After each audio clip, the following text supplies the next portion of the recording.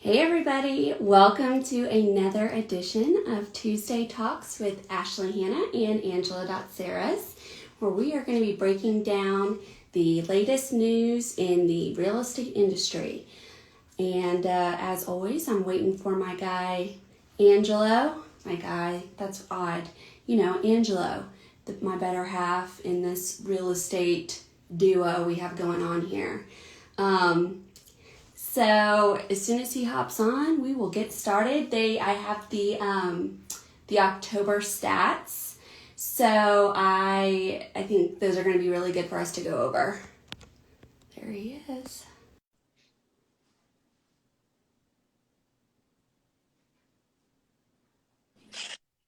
Hey, What's up, Ash? how's it going? It's going. It's going. How about you? It's going. I was just trying to read over some of the stats from October that were released. Hit me with it. Hit me with it. What you got? What we got? Well, I mean, like the very first thing, like we're going to jump right into it. And the very first that I was like, whoa. And I know this, we hear this all the time, but it was the median and average sales price, specifically talking about year over year. So the median sales price in October of 2019, any guess? 283. Close, 258. Ah. Okay, so that was in October of 2019. The median sales price. Oh, I thought you said this year. My bad. All right. Yeah. So that's from last year. So the median sales price from October of 2020, $298. Wow. So that's a 15.5% increase year over year. Wow. I mean, I talk to people all the time. And they're like, how's the real estate market? Blah, blah, blah. And I'm like, well, if you're thinking about buying, now is a great time. Because here's what's going to happen. The next year, you are most likely going to be seeing an increase. Now, obviously, that doesn't account for the exceptions like, oh, I don't know, like a market crash or something like that. But those are exceptions and not the norm. Right. So we are in a typical economy, which we have been. Yes, it was a thing. Elections are a thing. But overall, like we are growing. And inventory is down. The inventory is down by over half year over year. I mean, I am just like, Lord. And that's that's a contributing factor. Well, one of the contributing factors to the price, the increase in median sales price. Bingo. Yeah. So I was reading an article on a plane. I went to Arizona for a master. I saw that. Yeah, that's cool. And it was talking about when we are going to be seeing more inventory. So what these articles were saying, this was like, from the National Association of Realtors, basically they're projecting that second quarter of next year is when we will see, the inventory will be not as tight. Not as tight. And summer of next year, it's starting to level out a bit more. So, which means that you're not going to see these huge increases in sales. Right. I mean, especially year over year. Yeah, for sure. And when it comes to on that same side of it, the forbearance applications are down month after month, and they're extremely low. I mean, there is going to be some issues when we come to, there's going to be some foreclosures that are going to be hitting the market because of that. You can't get around that. It's not going to be systemic like a crash, but there is going to be some foreclosures that are a result of this pandemic.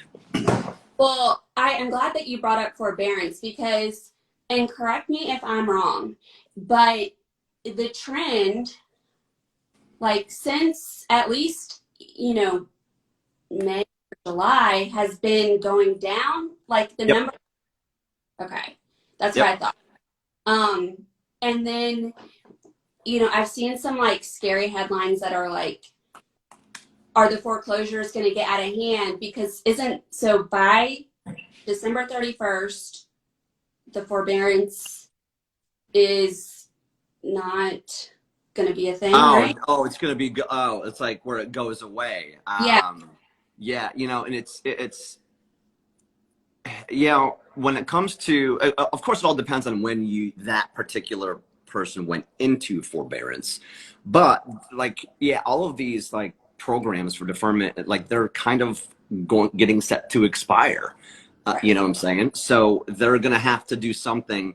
They're gonna have to do something to extend that forbearance period. Well, Yeah, I would have to. I'll double check those stats on that, but I would like to. I'm gonna look into that while because I just, yeah, I also read an article too. Um, I think it was in Inman, and it was talking about the states with the most forbearances, um, like the top 10, and neither of the Carolinas were on it. really, So that's good. But I did see Georgia on there. Mississippi, I think, was number one. And I think that, no offense to Mississippi, but I feel like it always is a little bit higher. I'm not familiar with that market at all. So, right? whenever I see like like top states for foreclosures or top states for forbearance, I feel like Mississippi is usually on there. Yeah. Oh, it looks like Logan added they'll extend out to 2021. Yeah, I heard that. So thanks for that, Logan. Thank you. I think they're have to, Right. you can't just Um, make it go away. yeah, it's just not going to automatically disappear. I know this lockdown is a little, if we're going to be, I don't know, you read reports and you watch the news about, I mean, if they lock these things down again and they reduce the capacity of gyms or close gyms, it's like, come on, man, come on. It's like, that's just, I feel bad for people. Now it's like, all right, I don't know. We could get on the soapbox about that, but, Yeah, I uh, agree. It's definitely, I think it's just adding to some uncertainty. And like, now you're talking about the holidays and people want to see their families, and obviously that is being discouraged. right. And I think people are feeling a lot of like anxiety a little bit. I mean I am, because I'm wondering about Thanksgiving, and I don't want anyone to get sick. And I think the media kind of plays into that a little bit too. Yeah. No, I totally agree with that. That's, they sensationalize a lot of things, and then I don't know. If you stop talking about it, it will go away, day in and day out. But it's crazy. It's just crazy to what's going on. Because I'd feel bad about. I mean, because I think since things have loosened up for a lot of people, now it's, if they lock it back down again, now it's definitely it. Like if they were just hanging on by a thread before, now it's like a nail in their coffin. And that just sucks. I hate that for some industries, because I've had friends like photographers and stuff, like they can't do weddings, they can't do like none of that. It just stinks. And then, we've had a good real estate, we've had a really good run this year with, purchases and refis. The rates are great. I would hate for something like that to, kind of have a reverse effect on what's already going on. But, all we can do is just hope for the best, keep trudging forward, and, Well, and the one thing about real estate is that it is a lagging indicator, right? Like we are not going to feel the effects in the real estate industry right away, right? It takes a minute for it to yeah, it's like come a full. rolling average. Yeah. Yeah. And then on top of that, we have no inventory. So it's like we're already just trying to keep up. I can't imagine, I do think obviously the rates are driving a lot of the demand. And I think that people are rethinking like homes since COVID this year. Yeah. Yeah, I So, mean, doing renovations, the renovation program with some of my lenders they've opened that back up, where they had stopped that as soon as COVID started, but now they're kind of, some of them are loosening that up, the renovation programs, because people are like, they're staying at home. They're not, they can work remote. A lot of a lot of the thing we were talking about this last week too, when it comes to commercial, everybody's rethinking the whole live work thing. right, If working from home, so they're spending more time in their home, right. and or looking for a new home to now they're going to remote, then need a bigger house, whatever. So I mean, it's definitely a driving factor in purchase and in renovations. So touch on that about you said that more lenders are coming online with the like renovation loans. That they went offline with them because of COVID, and then now they're slowly because I have a bunch of different ones I work with that offer it, and I don't have a ton of them that offer that, but the ones that were offering it prior to COVID are now, they're kind of, I'd say like 50% of them are back on when it comes to that. Good. And primary construction, I don't have that. Banks have that. Banks, of course, they're a depository institution, so it's easier for them to do that type of program. So the one or two lenders that I have for new construction have not yet opened that back up for primary residences. New house on your property type of What's thing. that? Like for new builds, right? Correct. Right, brand new builds. Yeah. If you want to do a custom build and you wanted to get a loan for that, I'd have to refer you out to a bank. But so you're still seeing that still pretty tight. yeah, for that, which I don't understand. I guess I do understand why, but because you see these homes just flying up and then they're gone immediately. Yeah. I mean, they're just building, my house right down the street. There was like an old church. They just demoed it last week. They're putting 3 houses on that parcel. So I think they're going to be at like 1, 2, 3 with a shared driveway. Wow. Yeah, they're just trying to stuff them in here as fast as they can. Okay, I think we got a question. It says, would you anticipate market impacts from, say, a $50,000 student loan forgiveness? I don't see that question. $50,000 student loan forgiveness executive order. Is something like that volume of student loans holding back a lot of borrowers? Okay.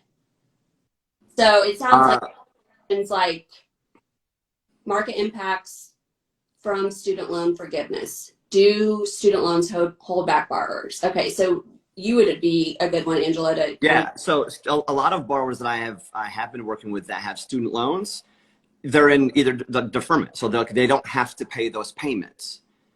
Really? So it's a lot of them they either automatically deferred them until they just put a stop on it, so they don't have to make the payments, but you still have to include it in the debt ratio. So if there's no payment listed on the credit report, Fannie Mae requires 1% to use 1% of that balance for the student loan for their debt ratio, and Freddie Mac is like 0.5%.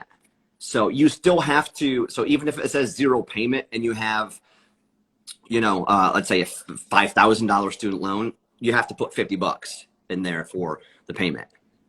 Right now. Correct. They're not. Yeah, because you're ultimately going to have to pay it back. So they're not going. They know that's coming.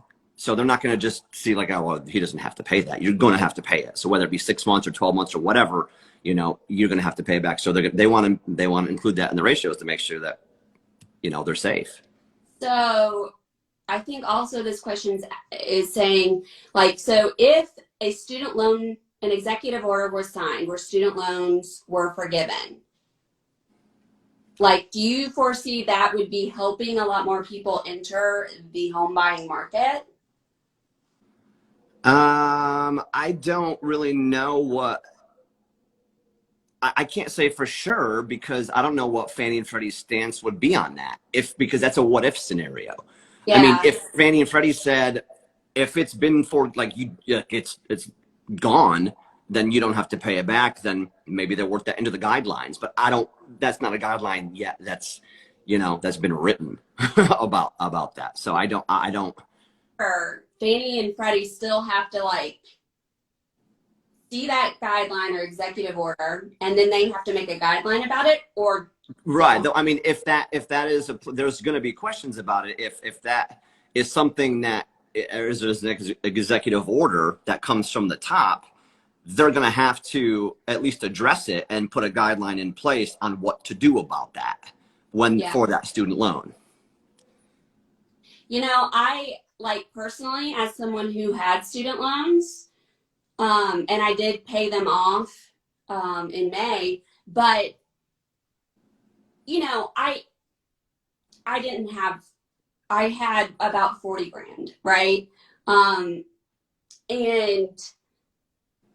I don't think it was, I mean, it didn't help, I guess, my debt to income ratio, because I mean, I was paying a huge chunk every month. You know, I could have, I guess, adjusted it to qualify more for a home loan if I was doing that. Right? So I mean, there's a minimum payment that's required for, Right. you know, if you're on the payment plan, there's a minimum payment required that's on the credit report when you pull it. So if you know if the minimum payment is $50, it's going to list it, but you know it may show that your payment was 500. Yeah. And if we know what your minimum payment required is, we can use that for our qualifying purposes. Good. I mean, I like, do you see, like, okay, currently, do you see people not being able to get qualified because of student loans? Like, For some, I mean, not so much qualified, but qualifying for what they want. yeah, You know, I had somebody with $135,000 student loan, and you know, I think um, there was a difference between, you know, like $150,000 house versus a, you know, 240,000. I can't. I'm just, you know, kind of throwing. It was something like that because, you know, there was no payment listed on it yet, but we had to use 1%. So 1% of $140,000, that's $1,400. So, you know what I'm saying? That's what we'd have to use for Fannie Mae. So if we took a Fannie, we could knock that down a little bit if we use Freddie's. You know, there's certain scenarios, but it's not necessarily hindering them from purchasing, but purchasing what they want. right, at a higher price point, essentially. Correct.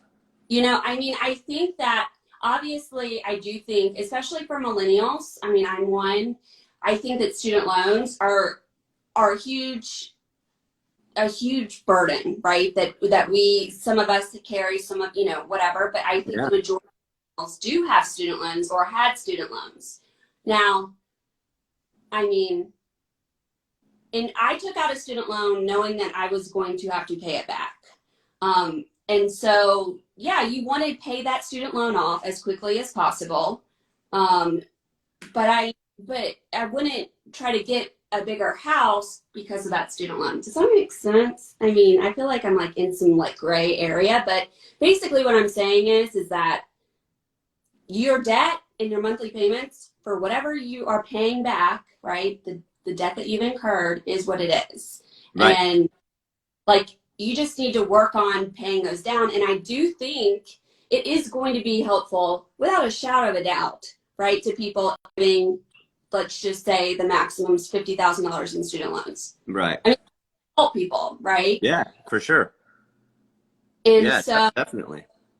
I mean, I do think that I would hope that those people would then call you, Angelo, or, you know, they should call you now anyways, because I think, I don't know if it's going to happen or not. I think, I mean, that was just a speculative question, but Yeah. I mean, I could look into that too, to see if I could find any sort of guidance on that. But yeah, I mean, yeah, student loans are a, you know, and this is and just because you're not required to make a payment on that student loan. So we had a scenario a few weeks back. This was Andrea's scenario she was working on. The father was making the student loan payments for the son, and the son was getting qualified. Well, because the father didn't make two of the payments because they put it into, basically deferment, so where you didn't have to pay. But for this particular lender, which they were a little on the harder side for it, they basically said that they missed the 2 payments. So because we had to show a consecutive 12 months making someone else making the mortgage, that payment, to exclude that from the ratio. But since the father didn't make it for 2 months prior to it shot his debt ratios out of the, like, because they had to include it. So, and that was with Home Point Financial. That was yeah. Wow. I mean, I guess if people don't, like, for whatever reason, weren't, whether they didn't, I mean, like, if they're missing a payment no matter what, and that's showing up on your side, that's absolutely going to be a negative. For sure. Right.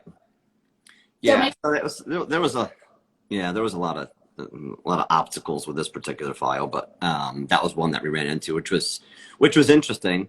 It's like, I mean, we're still learning every day. We have these different scenarios that pop up. Like, this is something new that we haven't, really experienced yet when it comes to the COVID and them not having to pay, but then they stop paying when they could have, I'm saying, it's nuts.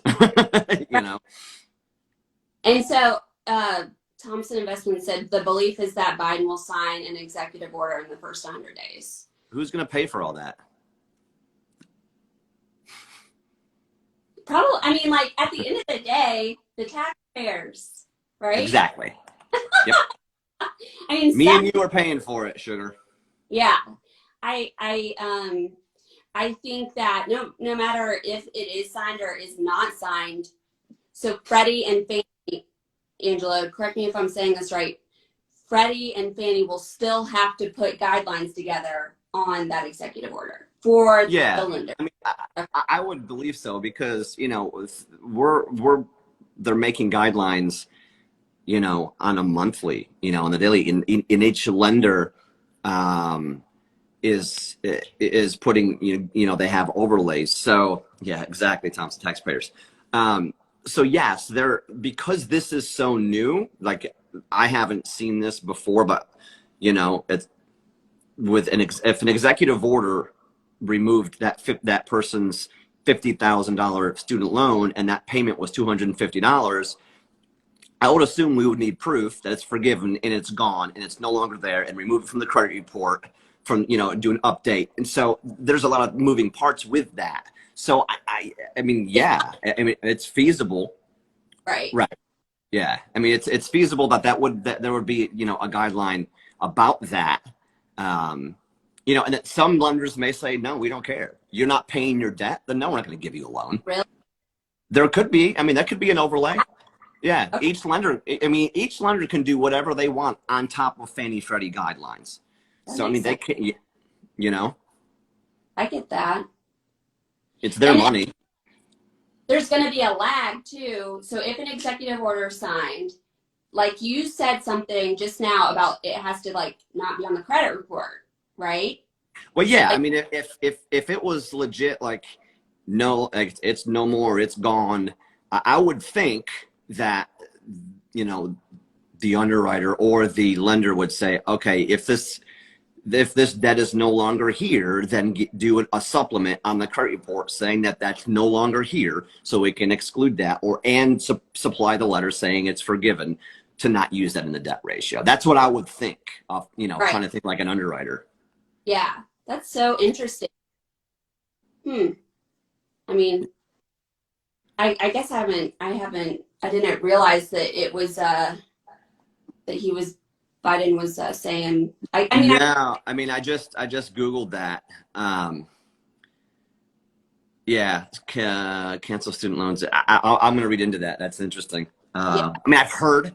I mean, here's a free school for all, whatever. But maybe that may have been Bernie, but I don't know. Yeah. Bernie Biden, whatever. So I don't understand. I mean, I don't necessarily agree with that, but hey, that's me. It's my opinion. Right. But I think it's good to hear what you think. Okay, this does happen. Here are some of the things that would have to happen all the way down to where somebody is trying to buy a house. Right. What am I approved for? Yeah. Yeah, exactly. Because it took a minute once they're, just kind of, I'm trying to think of thinking back when they started shutting things down back in March, April, where it's like, it took a minute for the lenders to like get ahead of it and be like, oh, wow, this is happening. Because, when it first started, literally people would be a day or two before closing, they would be losing their job because their business would have to shut down. And so where before, like the regular guidelines are like 7 or 10 days for a final verbal verification of employment that you're still employed, they moved it to the day of closing to make sure. So we're all learning here. We're all learning on what the best course of action is. And, so if that comes out, that have to be in the guidelines eventually about what to do about that for underwriting purposes. Interesting. Well, I think we're going to see a lot of things maybe change. Hopefully, always, I mean, we always want it to change for the better. I mean, that's right. never, of course, but, I think as, I feel like the next week is going to be very telling, with COVID cases and right. I think some interesting things are going to happen. So we'll have some good stuff to talk about. Yeah, for sure.